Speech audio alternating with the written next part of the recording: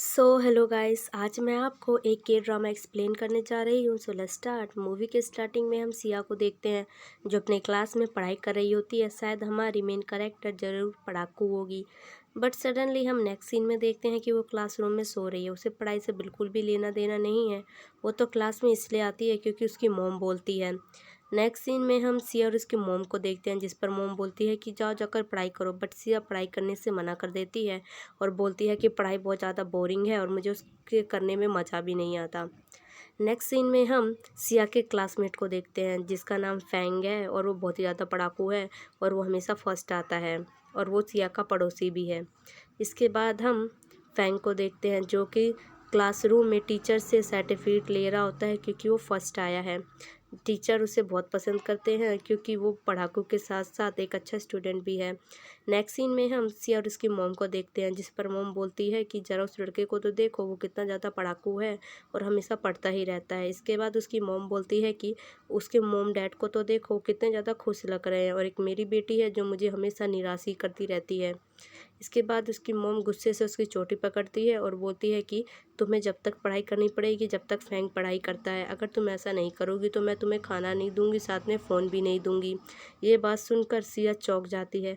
इसके बाद हम फैंग के घर को देखते हैं जहाँ फैंग रात के 3 बजे तक पढ़ाई कर रहा होता है। ये देखकर हमारी सिया रोने लग जाती है और बोलती है कि लगता है मुझे इसके चक्कर में पढ़ाई करनी ही पड़ेगी और मेरा पूरा जीवन पढ़ाई करते करते निकल जाएगा। नेक्स्ट सीन में हम सिया को देखते हैं जो इन सब चीज़ों से परेशान हो चुकी है और वो एक प्लान बनाती है, क्यों ना मैं ये सारा किस्सा ही ख़त्म कर दूँ।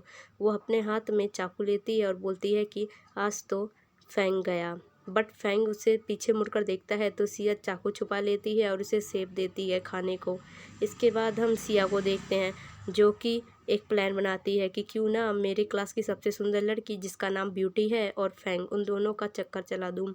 इससे वो दोनों एक दूसरे के लिए उलझे रहेंगे और फैंग पढ़ाई नहीं करेगा और मैं पढ़ाई करने से बच जाऊंगी। इसके बाद वो एक दूसरे को उन दोनों का फेक लेटर देती है और उसमें लिखती है कि वो दोनों एक दूसरे से बहुत ज़्यादा प्यार करते हैं पर उन्होंने कभी एक दूसरे को बताया नहीं। होता भी कुछ ऐसा ही है, वो दोनों एक दूसरे को डेट भी करने लग जाते हैं और सिया खुश हो जाती है। इसके बाद हम फैंग को देखते हैं जो स्कूल में रहकर ब्यूटी की पढ़ाई में मदद करता है और घर जाकर सो जाता है। ये बात देखकर हमारी प्यारी सिया बहुत ज़्यादा खुश हो जाती है और खेल रही होती है, जिस पर उसकी मॉम बोलती है कि पता नहीं मेरी लड़की का फ्यूचर आगे जाके क्या होगा। बट एक हफ्ते बाद ही हम फैंग को देखते हैं जो पढ़ाई करना स्टार्ट कर देता है, जिस पर सिया बोलती है कि ये लड़का फिर से पढ़ाई क्यों कर रहा है, लगता है कि इसका ब्रेकअप हो गया है।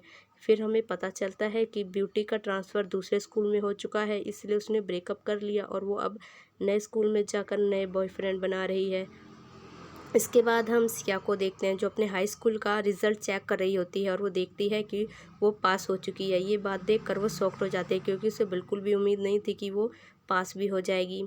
इसके बाद हम फैंग और उसके टीचर को देखते हैं जिस पे टीचर बोलते हैं कि तुमने अपना रिज़ल्ट इतना ख़राब क्यों कर लिया जिससे तुम्हें सबसे अच्छे यूनिवर्सिटी में एडमिशन नहीं मिला। इसके बाद हम सिया और फैंग को एक साथ देखते हैं। उनकी अब यूनिवर्सिटी भी एक है और इसके साथ साथ उनका डिपार्टमेंट भी, जिस पर सिया बोलती है कि ज़रा मेरे सामने देखो तो कौन बैठा है हमारे क्लास का टॉपर, और ज़रा इसको तो देखो, ऐसी पढ़ाई किस काम की जहाँ तुम्हें एक एवरेज बच्चे के साथ बैठना पड़े। जिस पर फैंग पढ़ते पढ़ते बोलता है कि तुम एवरेज भी नहीं थी, तुम तो नालायक थी।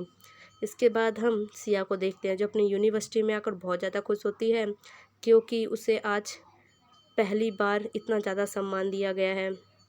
इसके बाद हम उस एक हैंडसम बॉय को देखते हैं जो कि उस यूनिवर्सिटी का सीनियर होता है और सभी लड़कियां इस पे मरती है।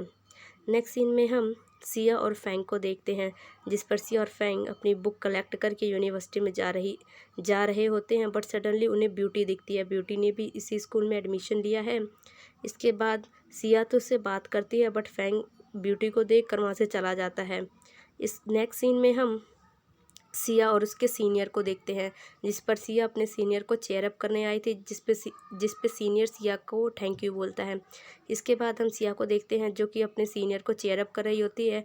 ये सब देखकर फैंग उसे नीचे बिठा देता है और बोलता है कि तुम मेरे पास बैठो, जिस पर सिया बोलती है कि तुम ऐसा क्यों कर रहे हो, जिस पर फैंग बोलता है कि क्योंकि तुम मेरी गर्लफ्रेंड हो।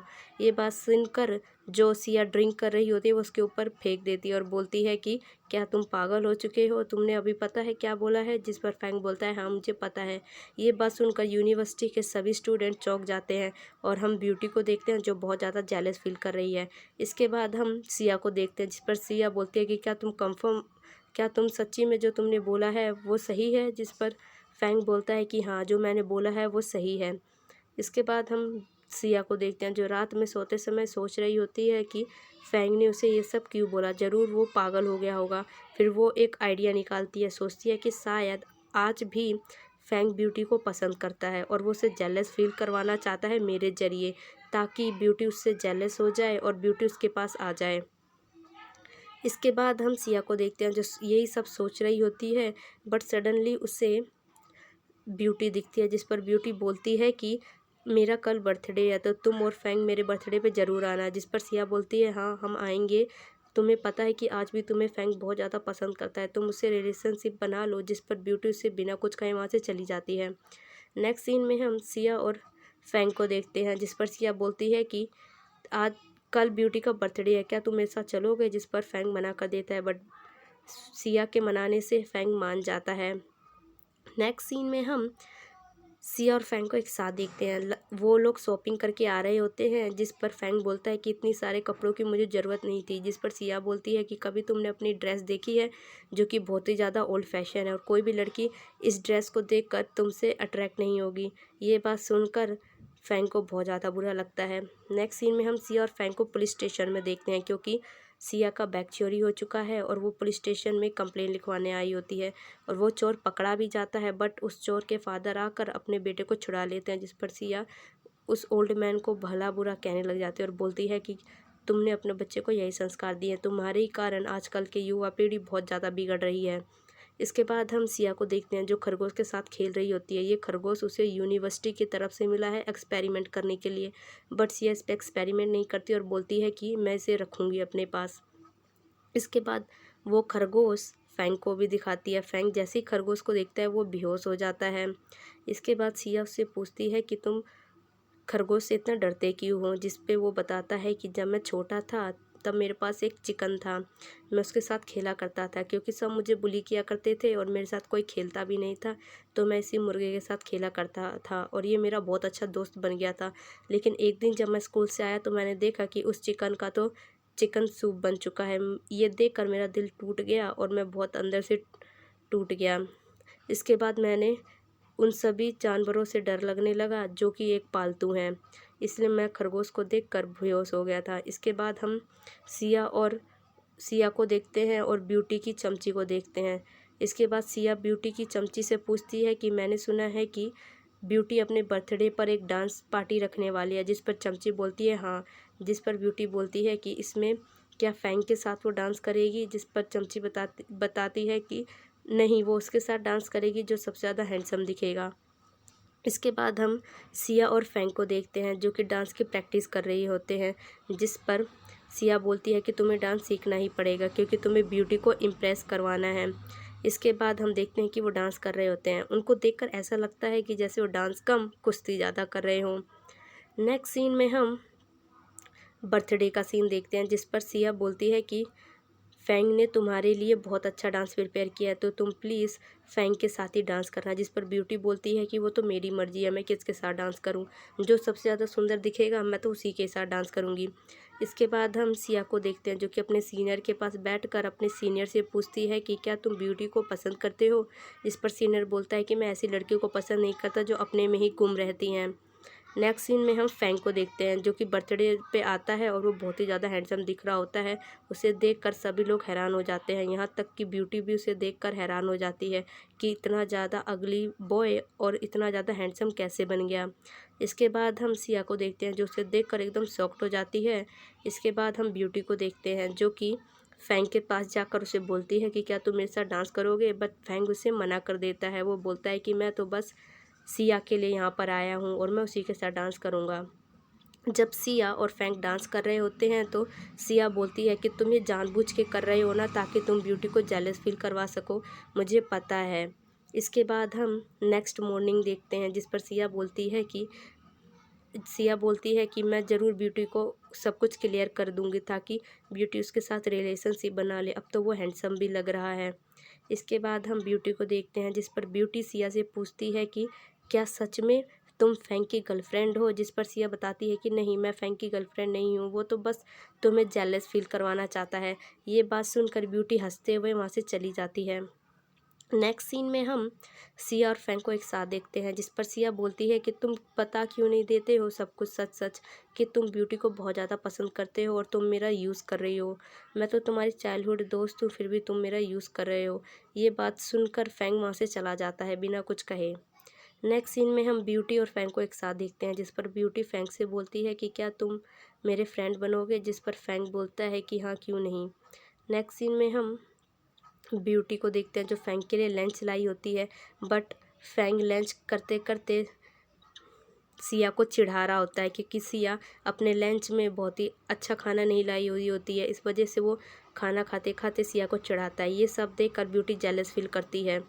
इसके बाद हम सिया को देखते हैं, जो कि उन खरगोश के पास आई हुई होती है। आज खरगोश बहुत ज़्यादा बीमार है, ये देख कर सिया रोने लग जाती है और वो उन खरगोशों के लिए बहुत ज़्यादा फिक्र कर रही होती है।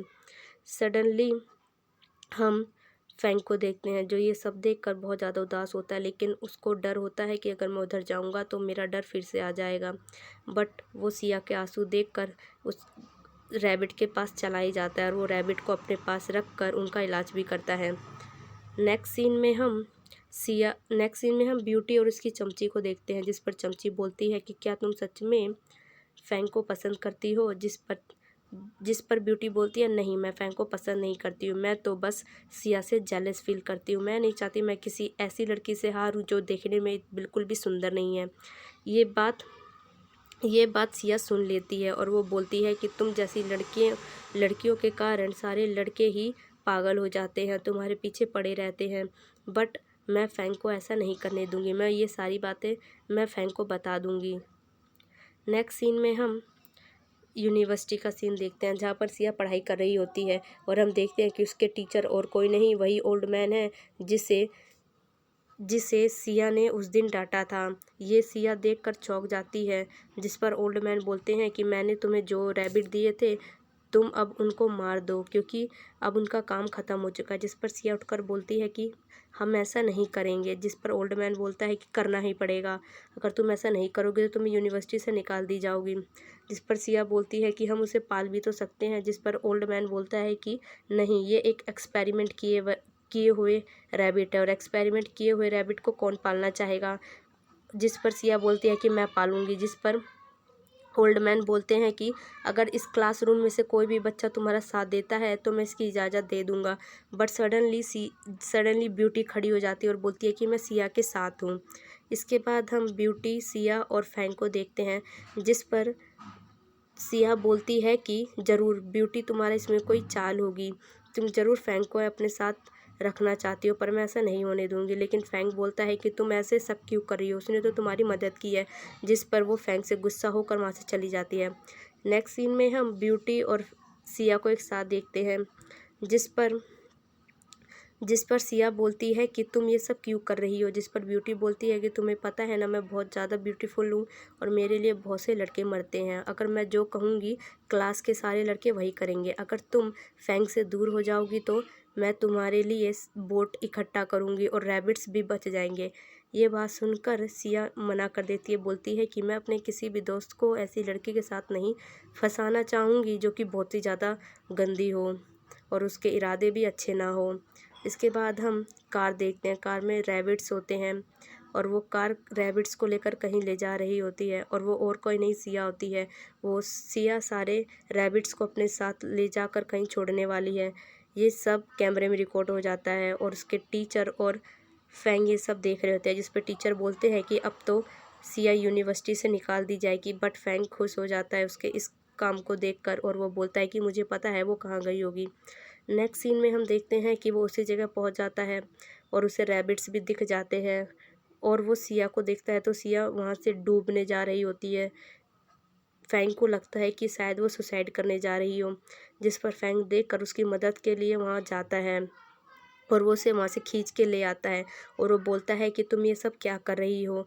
जिस पर सिया बताती है कि मेरा जूता डूब गया था, मैं तो बस उसे लेने गई थी, मैं सुसाइड करने नहीं गई थी।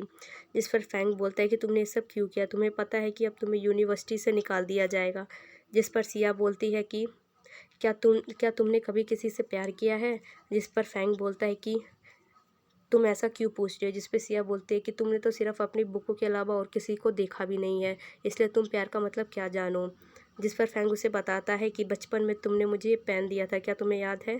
इस पर वो बताता है कि जब मैं छोटा था तब सब मुझे बुली किया करते थे और मेरे साथ कोई भी नहीं खेलता था, बस तुम ही ऐसी थी जो मेरे साथ खेला करती थी और मैं तुम्हारे पास हमेशा पेंसिल के बहाने आया करता था ताकि मैं तुम्हें देख सकूं। लेकिन मैं धीरे धीरे बड़ा होने लगा और पढ़ने भी लगा।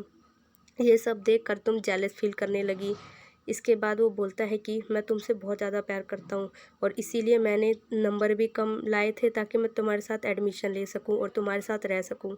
मुझे तुम्हारे साथ रहना बहुत ज़्यादा पसंद है।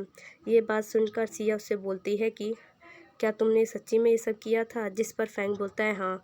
जिस पर सिया उससे बोलती है कि मैं भी तुमसे प्यार करती हूँ, क्यों ना हम एक दूसरे को डेट करने लगे। जिस पर फैंग राजी हो जाता है। नेक्स्ट सीन में हम यूनिवर्सिटी के सभी स्टूडेंट को देखते हैं जो कि सिया के इस काम से खुश थे। इसके बाद वो लोग बोलते हैं कि सिया को स्कूल से ना निकाला जाए। ये बात सुनकर सभी टीचर चौंक जाते हैं और स्टूडेंट के सामने टीचर को झुकना पड़ता है और हमारी कहानी यहीं पे ख़त्म होती है। अगर आपको ये कहानी पसंद आई तो प्लीज़ लाइक और सब्सक्राइब ज़रूर कीजिए ताकि ऐसी ही वीडियो मैं ला सकूं। सो बाय।